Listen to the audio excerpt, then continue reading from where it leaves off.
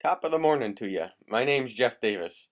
I began my military and political career at West Point Military Academy. After West Point, I fought in the Black Hawk War as an Army lieutenant at Fort Crawford under the command of Colonel Zachary Taylor. I met the colonel's daughter, Sarah, and fell in love with her. Within months of our wedding, we both contracted malaria. Sadly, Sarah died from the disease. I was so distraught that I returned to my cotton plantation at Davis Bend, where I lived as a hermit for nearly a decade. In 1845, my future started looking a little bit brighter. I married Verena Howell. I also ran for a seat in the House of Representatives. After a great deal of campaigning, I won a seat in the United States Congress where I represented my home state of Mississippi.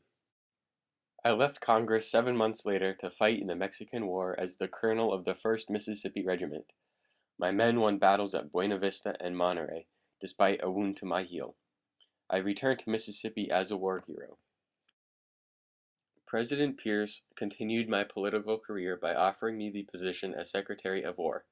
I used this position to favor Southerners, defend states' rights, and protect the future of slavery in the country. Mr. Secretary, what should we do about Cuba? From a military perspective, what should be our approach? Mr. President, I urge you to send diplomats to Belgium. If Spain does not accept our offer, we will be justified in wresting Cuba from them.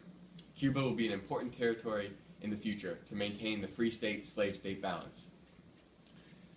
Thank you, Secretary Davis. Second on today's agenda is the territory in southwestern United States. Do you still feel sending Mr. Godson to purchase the territory is the best option for this country? I stand firm on this decision, Mr. President. This territory also will be an opportunity to benefit the South. We must secure balance in the Senate. Following the completion of President Pierce's term, I returned to the Senate in 1857. 4 years later, I made one of the most daring moves of my political career. I resigned my seat when Mississippi seceded from the Union. The Confederate Congress selected me to lead the Confederate States of America. I would have preferred a military command post rather than the presidency, but I knew I had to do what was best for the country.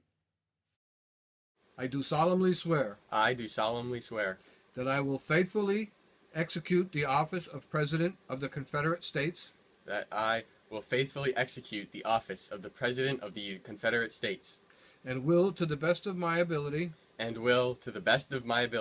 preserve, protect, and defend the Constitution thereof. Preserve, protect, and defend the Constitution thereof. So help me God. It is now up to me to lead the new Confederacy to a victory over the Union.